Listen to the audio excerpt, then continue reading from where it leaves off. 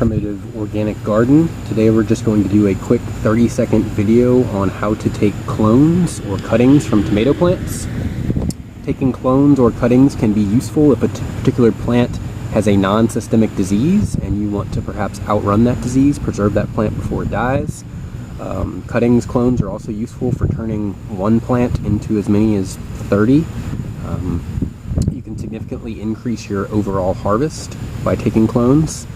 Clones are also useful if you have a plant that doesn't produce true to seed and you want to preserve the fruit characteristics.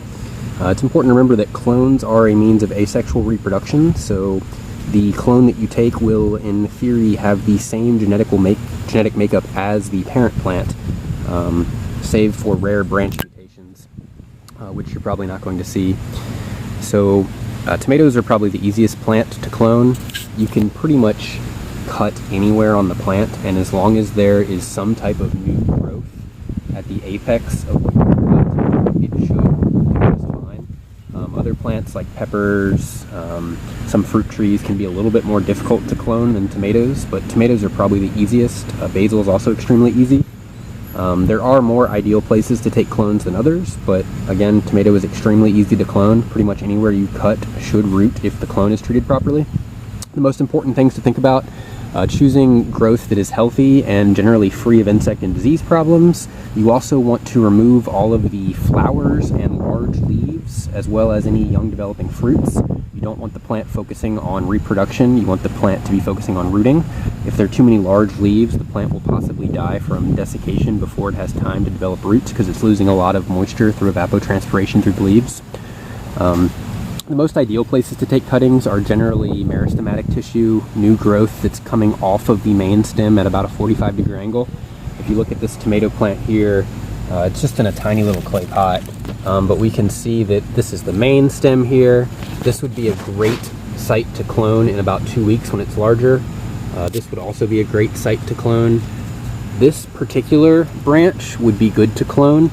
This is a little bit large in my opinion. I would have maybe tried to clone this a couple days ago, but by removing this leaf, this leaf, this leaf, and all of these flowers, this could be taken as a clone.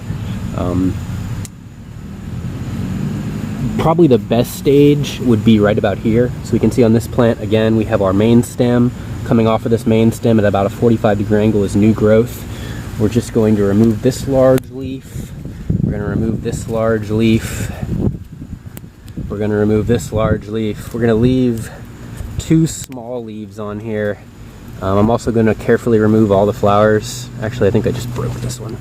Now we're going to come down here to where it is. We're going to make a nice 45-degree angle cut with a razor blade. If you're doing multiple, disinfect your blade in between.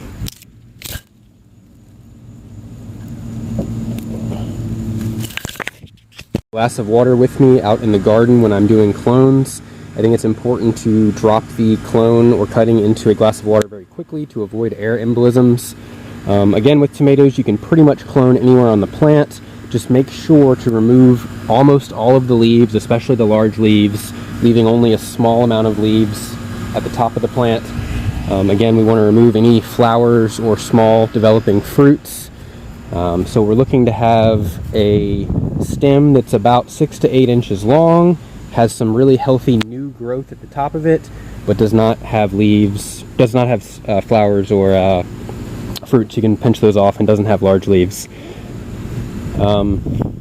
If you're in a pinch, you can actually just sort of take tomato branches and sometimes bend them over, and within a few days you'll have quite a few shoots coming vertically off the bent lateral plants. Those are perfect to take as clones.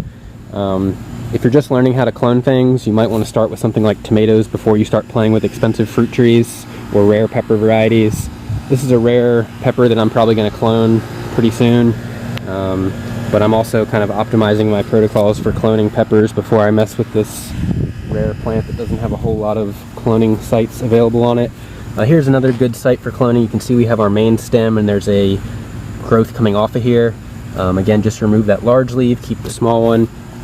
See if we can look at a couple other tomato plants and find some more good cloning sites. Here's a large tomato vine that's climbing my loquat tree. We can see this is a perfect clone site right here. Move up 6 inches on the plant. Here's another perfect cloning site. Again, so when we do these, we're just going to remove these large bottom leaves here. So this one here has got quite a few.